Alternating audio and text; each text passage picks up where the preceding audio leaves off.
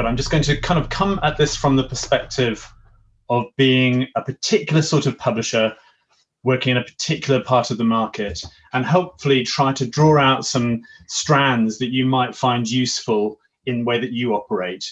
Partly because at Granta we've been going through a bit of a process whereby we have wanted to grapple with the kind of new way the market operates, and to be able to use data much more in a much more useful way across our operations. So this is a journey. The kind of customer journey was what this was entitled. This is also a little bit of a journey across what Granta has done over the last wee while, and enabled you to draw out some perspectives perhaps for yourselves. So what I'm trying to look at here is how we insert an appreciation of data into our processes, into our marketing, into our acquisition, and into the way that we shape the book and the publishing process to produce the best possible effect. And I think that that's trying to use a sort of, I've put this little slide, this picture in here of science and invention. In publishing, I think we sort of resist the idea of it being scientific. We have a romantic view of ourselves as a sort of creative industry, and that really science and invention are not really things that we need here. We need judgment and inspiration and excitement. And I still think that's true, but I want to show you a few ways in which you can bring the two things together and make the whole thing work better. So looking at where we're at here at the moment in terms of the market in Britain, the market is now sort of predominantly digital for us, particularly at the moment. Through the course of the pandemic, we have discovered an awful lot more about our good friends here at Amazon and how they work. And we have found that there were periods through the last year where Amazon became such an important part of our market that we could not resist the sense of having to become more optimized in our data. And while this has been an issue that's been going on for about 10 years, the acceleration point of the pandemic certainly was a transition period for Granta in terms of us thinking about how we operate and what information we need to use and how we develop our publishing better. But analog is still vital to us. While Amazon is a vast customer and increasingly important, it has certainly been the case that we have discovered that publishing in the old school way for these people in bookshops is still absolutely crucial for us.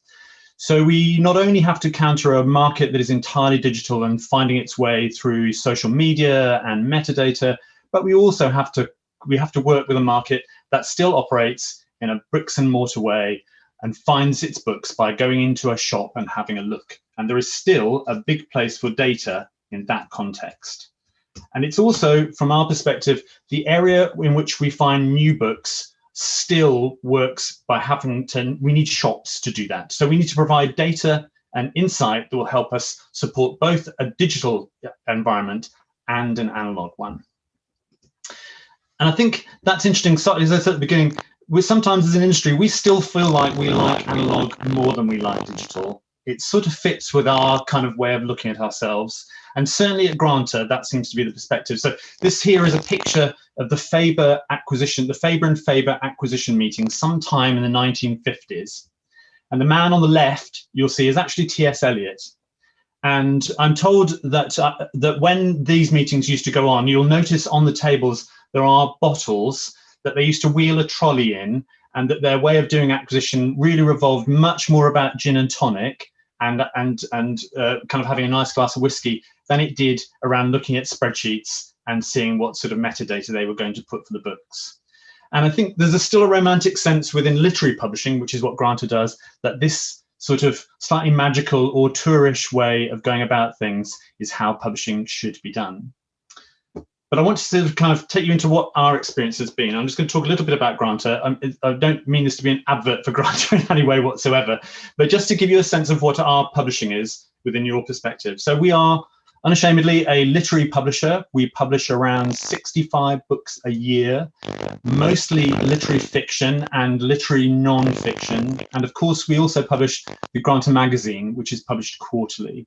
And we sit very much at the kind of high-end literary part of the market, which in many ways is a really good place to be, because it is probably what we like to call the kind of engaged reader, the people who are for whom books are very much a part of their lives, a part of their experiences. So in a sense, that's a really good, safe place in the market. There will, I hope, always be such people who find books and reading and literature a key part of their lives.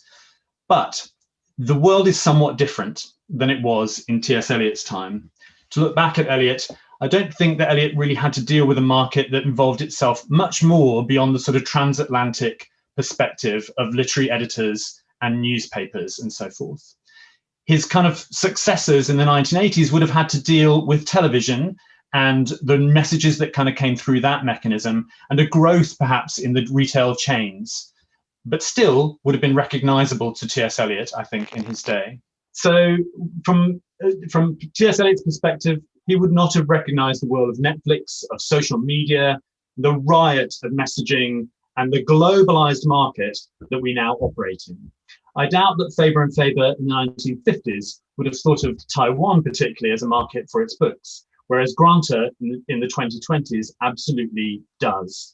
The markets of the entire world are our audience, not simply the United States and the UK and to some extent Europe.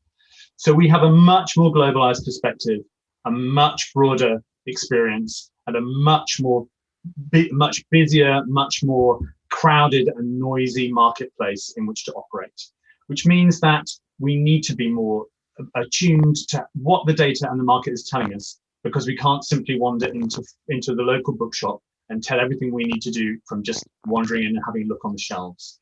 It's a much more complicated world. So I'm just going to now step through some of the process of what the problems are that we're trying to solve. When I look at these things and looking at Granta and how we go about things, I wanted to try to get us into a perspective where we looked at things as a problem-solving experience. That publishing is there to try to look at what we need to do and provide solutions as we step through the publishing process. So what do I mean by data? There are a lot of different ways of kind of cutting this up, and we are working from a small team. There are about 20 of us in Granta. We don't have access to huge resources, and we really have to try to work with what we can tell from a very low budgeting base. We can't buy in large software packages. We don't deal with large agencies or advertising agencies. We try to do it very much with resources we have in-house.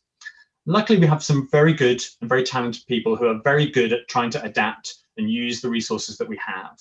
And I suspect that that is true for a very large amount of publishers across the world. Publishing, in most respects, is not awash with resource and money, and none of us went into it to gain huge financial rewards. So we work with what we've got.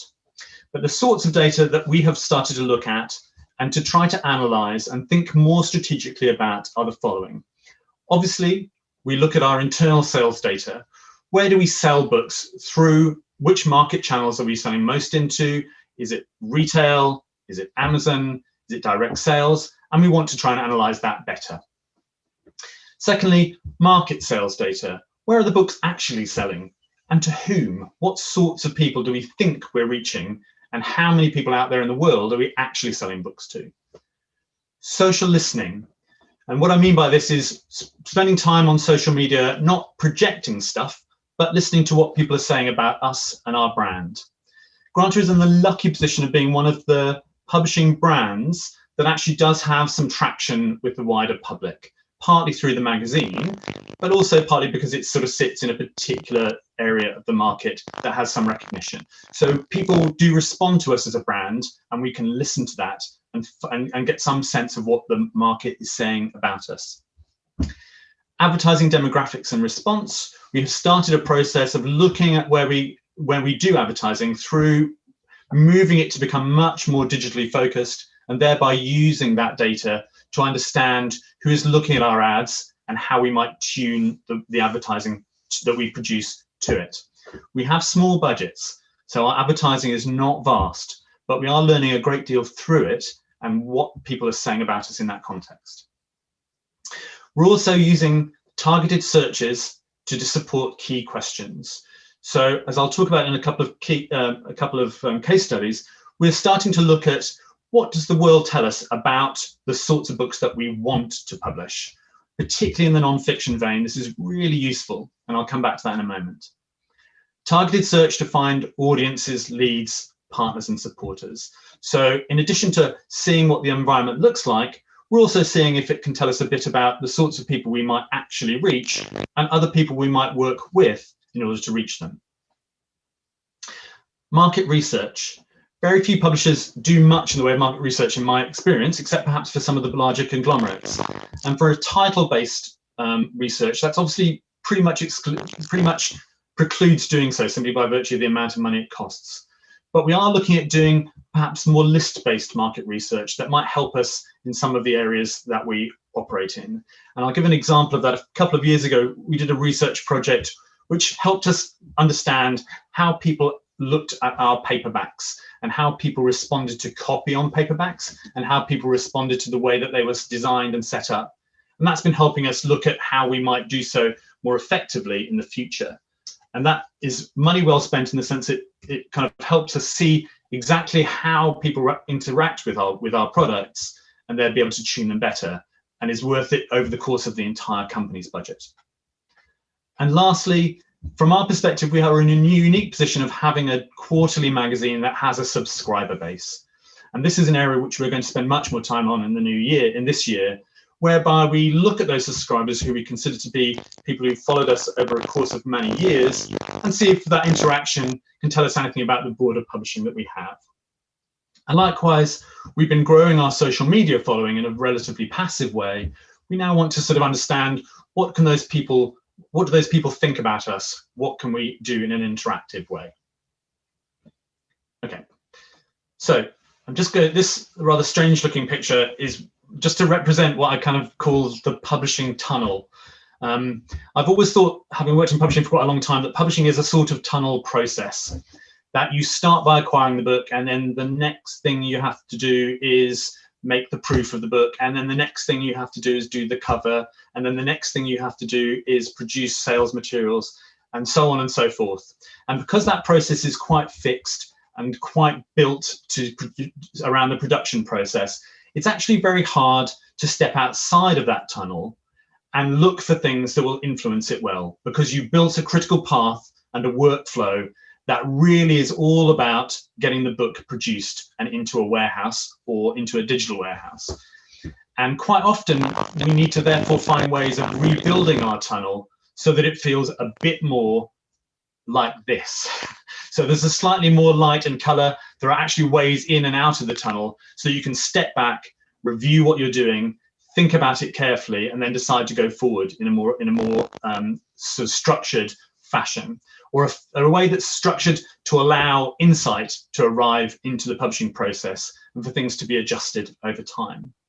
So data and the publishing workflow. And what we've been looking at doing is adjusting our publishing workflow to allow for different sorts of insight, new sorts of analysis to come into that process. Our process used to be really very old school. It would be a kind of, well, we like this book, it's great. We think we might sell 2,000, let's do it. And it didn't really get much more sophisticated than that. So what we're looking at here now is building a new publishing process that allows us to look much more clearly about what we're trying to do. And we're also trying to sort of say, do we have a clear sense of what data would be useful? The world is awash with different sorts of data, from, as I pointed out earlier on. Can we make an executive dashboard that tells us these are the things that we want to look at, and these are the things which we want to take into perspective as we go through the process and at what point? We also wanted to look at whether our team was as skilled had the right skills to do this.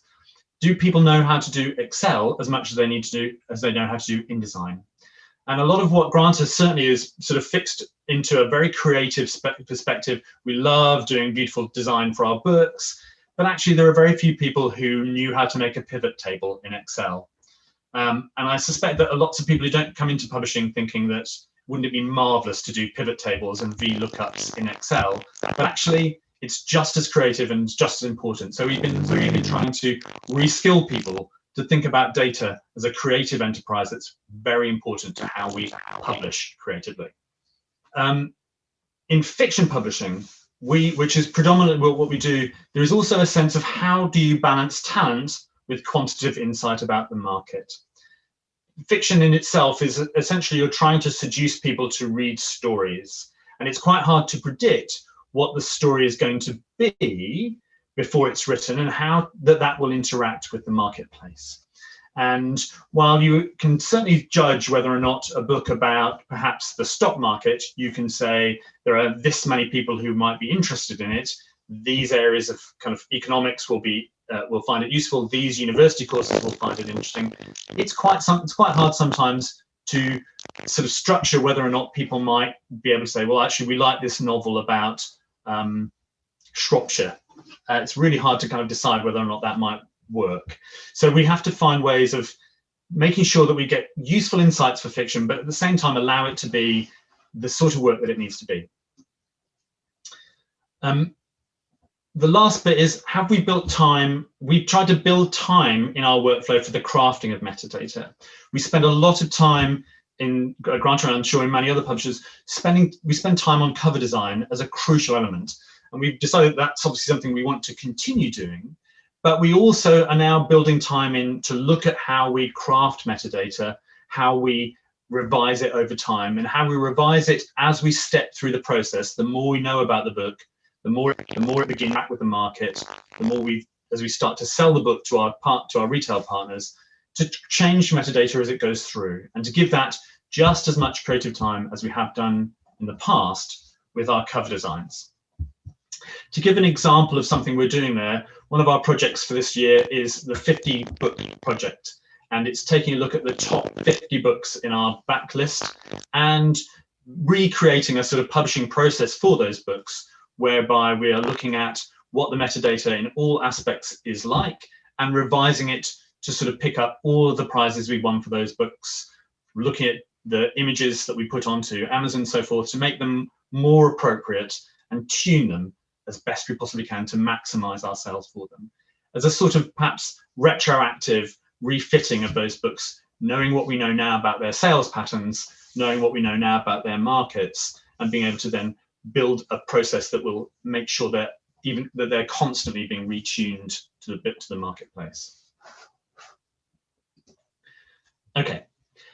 The second part of it is looking at how we might manage our list with data. So each individual title and the workflow that supports the publication of each title is one thing. But looking at managing our list, the whole business, also requires a certain approach to data. And we asked ourselves questions like, does our list have an audience? We think that our list, because it sits in a very particular part of the market, does have an audience. That we are a group of people who sort of know who we are and to whom we can talk directly. And we're looking at trying to find ways of quantifying that and also understanding what it looks like qualitatively. And also, therefore, can we relate our list of subjects to an online audience? So we live in the world that produces literary fiction. Is there an online audience that sort of responds to that particular segment of publishing? We think there is. So we're also looking at how we tune our list to that online audience. And I'm thinking here particularly of people who are online reviewers and influencers who respond and therefore have their own followers that we can work with. We're looking at sort of ways of insight that might support sales data. Quite often when one looks at sales data, as I do most mornings to see how well we've sold things, you get a very brute sense of what those numbers are. We've sold X hundred of this copy or 20 of that. We're also trying to say, well, what does this tell us? And we're building in a process that allows us to look at sales data and try to mine it, not to get a deeper understanding of where things are selling across the board, and looking at which sorts of parts of the list sell best.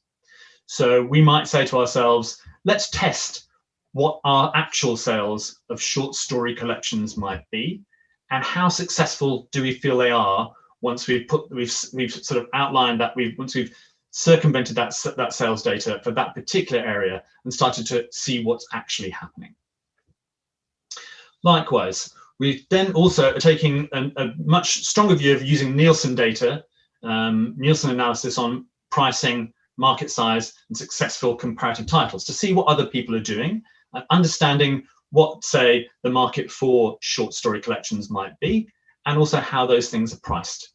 So we're really looking to benchmark ourselves against what other people are doing in order to see how successful we might be and what things we might learn from how other people have also solved that problem. And I think the last couple of bits are looking at sort of stepping out, as I say, stepping outside of that tunnel. What kind of publisher are we really? I think sometimes it's very easy for us to sort of work with what we feel to be our traditional heartland. And I think that that's a good thing. It is a good thing for a publisher to have a brand and a set of values and a tradition. But sometimes that changes imperceptibly around us. So we want to be able to test whether we still are the kind of publisher that we think we are, and whether the market still responds to us in the way that we think it does. And we're looking at doing this through various different methodologies, partly through the social listening, but also testing out what it looks like for the various segments of the market that we are operating in. We've never really looked at in the past whether the literary fiction market is in decline or whether it is growing, and whether our bit within it is growing and what our market shares are within that context. But now we are. So we are sort of testing out whether we are successful in the ways that we believe ourselves to be successful, and therefore to be able to adjust our flight path as we go forward. But also the last bit is to look at, well, what can the data tell us? What can sales data tell us about what areas we might move into that are close to where we are, that are the sorts of publishing that we could do well, but that we don't currently operate within. And in the past, this is all the sort of thing which has been very driven by the editorial department and how they function and the sorts of books that they like. But we want to try to be slightly more strategic at looking at, well, these areas which are close or contiguous to what we publish might also be areas for us to look at and analyze and publish into. Okay. Oops. So just look at some actions that you're using to support this. We're looking at how we produce our social listening around how our brand is represented and followed. We're also then looking at where do partnerships flow from that? Are there adjacent organizations? From one of our particular operations at the moment is looking at other literary magazines that we can work with. So we live in the Granta Magazine world, but we live very closely to the Literary Review, to the London Review of Books, and whether there are partnerships and ad swaps and so forth that we can do simply by virtue of seeing what other operations there are in our neck of the woods. And we have always had traditional relationships with some of those organizations, but we're starting to make that much more global and looking for people that we might work with in other markets that we don't know as well, and using our kind of data to see how they fit within their context that might work backwards for us. We're also doing lots of work on how our pricing structure works. So what does our pricing structure actually look like? Quite often pricing decisions can be made from, well, we think this might be a $12.99 book because that might work. So what we're actually looking at doing is, well, what are books like that selling for? What will the market hold? And going out to look at Nielsen data and sales data to get a much better matrix for what the market is really telling us. We're also looking at some of the sub-markets we're operating in, things like literary fiction. How does that work? But what do the smaller parts of it work in? Where do we fit within that context and build ourselves into a slightly better perspective in those areas? We're, as I said, deliberately testing our assumptions about what the list is good at and testing whether or not we really do these things well. And looking at the new areas of disciplines that we're doing well and could we go there? And lastly, we're building an annual process of review that keeps all of these areas under consideration. So we have recreated a workflow that enables us to have a set of processes that review what we're doing. At the moment, we're sort of calling them the rather odd name of book birthdays. So we have a twice yearly review of what did we find out from this set of publications, this season of books. What does the data tell us about how they worked and where they worked and who they worked for? And therefore, what can we learn going forward from some of those lessons that we might apply to our future publishing? And this seems like a very obvious thing to do, but it's been something which has taken us a while to get to in terms of looking at what we need to understand about the way that we publish. Okay, so just to go into the art and science part of this, the acquisition process is where it begins. And traditionally, obviously, the beginning point for all assessments is really the profit and loss estimate. How many should we sell and what kind of things where should it, and to what markets should we do, and how much is that going to cost us?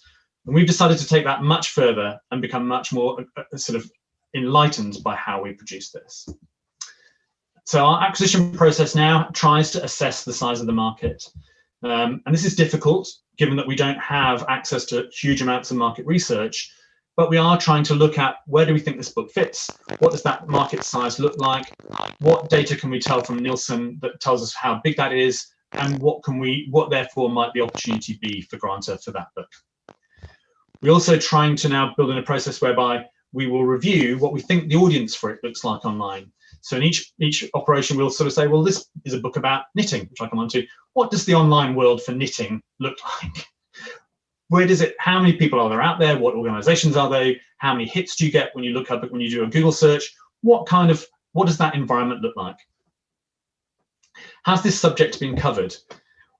It's also just kind of worth us looking out there to sort of see what sort of perspective there is going on, what is actually happening. I was once told a stat about the first book to be published in Britain on the subject of feng shui was back in the mid-90s. And that book sold something like 150,000 copies. But for the next 20 books which came after it sold altogether 150,000 copies. So it's working out whether or not you're the first person into that market and whether there's so much coverage that even if it's a good book, it may not be worth doing. So we're really trying to put quantifiable information aside that tells us whether this is not just based on whether we like it or not. And also whether something is a hot topic. We are also trying to assess whether or not the market is kind of boiling up for something like this. Whether or not this is a topic which has not been dealt with yet, but a really good book popped in a timely way into the market might work for us. And again, that's a lot of looking just to see what internet search is telling us about how people online are responding to that subject.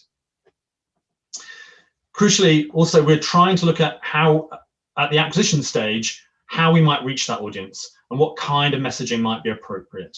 So we really want to try to grapple with that before we acquire the book, so we have a sense of the challenge that we have to face. Who are they? How difficult might it be to reach them? And how might we talk to that audience that would work? And then also looking at connections and influence that might support us. So before we acquire the book, we actually have a sense of a group of people, influencers and institutions that we might go out and talk to if we acquire the book. So we've already built a kind of pre-marketing plan, if you like, and have a really strong sense of how we publish the book.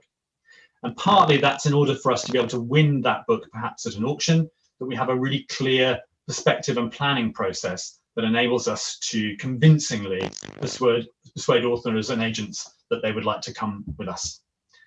And lastly, just to look at the very beginning of how might we tune the metadata for this at the very early stage, to say to ourselves, how might we gear this book to sell online, but also for it to be something which will be discoverable for across the marketplace? What are going to be the key challenges that we face in that context? Okay. So just a very quick look at our assessment tools. I realize maybe I've got to speed up a little bit perhaps, but I'll try and do so without gabbling. We're using lots of different tools for this. Google search has been a really important part of what we're doing. It's obviously a crude tool. It's something which everyone has access to, but because everyone has access to it, it's cheap and we can make some stuff with it. And it does really help us develop market searches for information. Nielsen data, absolutely crucial to what we do. Looking at comparative titles, successes and failures, and be able to analyze the market, absolutely important, crucial. Interestingly, we use Amazon a lot because actually we can tell from what Amazon is doing, sort of what's going on out there in the world too. So Amazon is a useful source for us in terms of market perspective.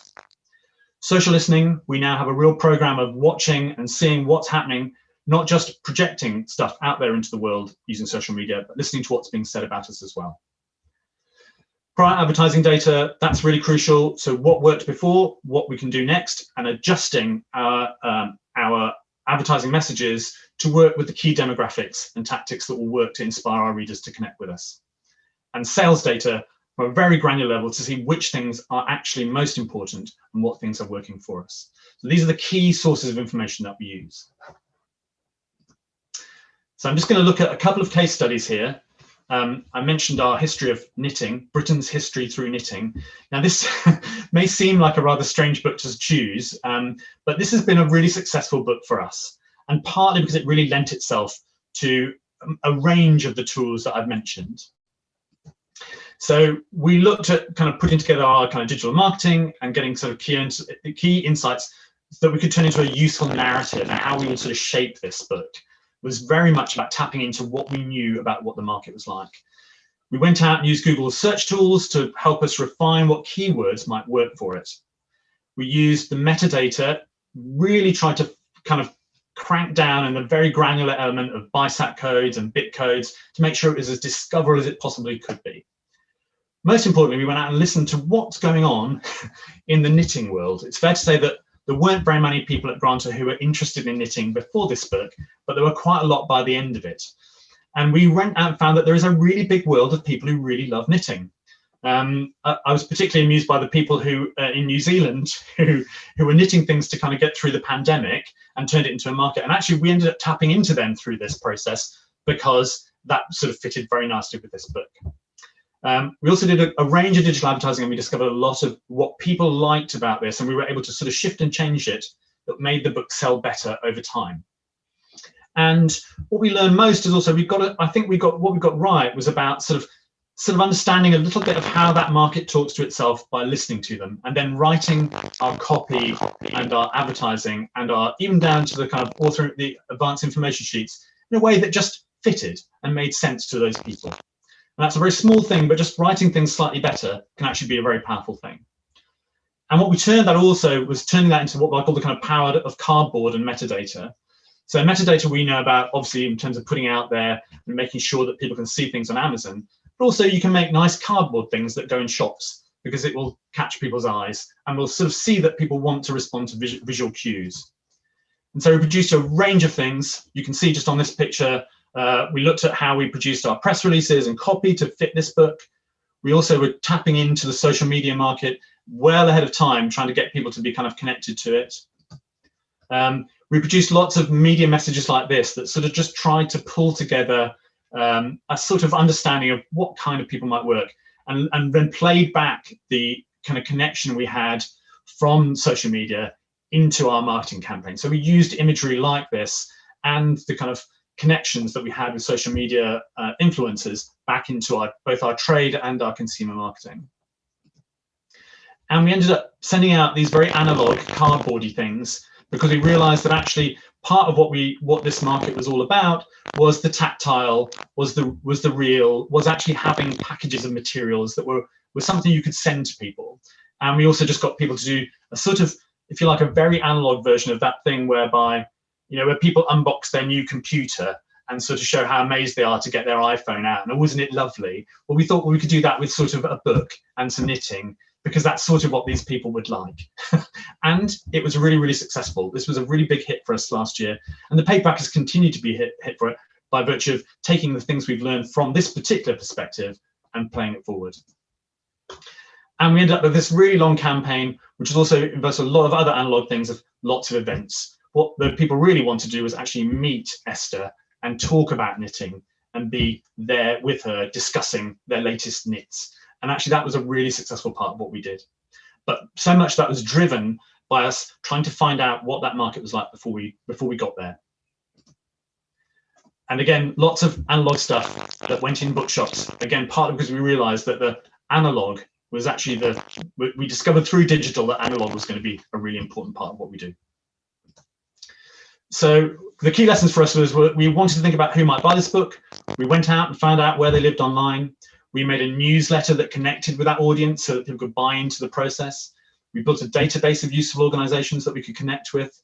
And we targeted our engagement on social media and made containing a consistent, powerful message was a very crucial part of what we did based on what we learned. And steering people also to traditional bookshops because that felt like the market we needed to hit the hardest. One last part of the kind of case study that I'm going to do is just Granta Magazine, and this is at an early stage of where we are. It's a very key part of what the Granta brand is about, and we are looking really now about trying to develop this much more consistently. So this is very much a work in progress, and we're looking at what the magazine looks like online. We can see what we think it looks like, but we're trying to find out what people out in the world think it looks like. How do they respond to it? Are we representing our content? So the questions we're asking ourselves are we representing our content effectively? Do people hear what we're trying to say to them? Are we tuning our metadata to increase discoverability? So one of the areas we're doing at the moment, we're in a process of taking all of the kind of metadata that goes back to the early 1980s and putting it online, which we've not done before. So basically, if somebody wants to look for, say, Katsuo Shiguro, we published him back in the 80s, but you won't currently find that data in the magazine entries on Amazon. But we are changing that so that you can, thus making the whole thing much more discoverable and using our history and our connections to make sure that those things stay relevant. We're starting to talk, we've always talked to our customers, but we're being much more analytical about what we're asking them, and then turning that in a very sort of in a circular process into consumer campaigns to reach them. We do a lot of advertising. Advertising, this part of our business is where we do the most advertising. So we're getting a lot of digital feedback that feeds back into our consumer insight, and we're starting to turn that into an ongoing multi-year marketing plan. And therefore, that also works with a wealth of consumer data that we've actually never had real time to think about. We've been publishing Granta since the late 70s, early 80s, but we haven't had much of a time to sort of step back and think about, well, what does that tell us about these people? How many people have been with us all of this time? And what can that tell us about how we might work things forward? And we're also therefore using it to find new ways of expressing old content. Our website has become almost as important as the print publication itself, and is on a very large growth spurt at the moment, partly because we've begun this process, but also that has become easier for us to reflect and find new ways to reflect some of our older content. And we hope that that will kind of help us find new audiences for this, but also maintain the audience we currently have. So just to summarize this, and then throw it open to questions as you wish, I really want to say that the things are really about trying to build time and space into your workflow to do research, to do planning, and to do reviewing. Getting away from that process that really fits you as saying you must do rather than research, plan, and review. All of those things need to come together. Research, planning, and reviewing, as well as doing the publication. We're trying to link creativity and artistry with a problem-solving, data-driven approach, but allowing ourselves to kind of keep that flame of inspiration going. We want to frame the problem with data, but solve it with creativity and artistry. We can't replace those things. We can't make everything algorithmic, but we can say to ourselves, here is the thing we're trying to solve.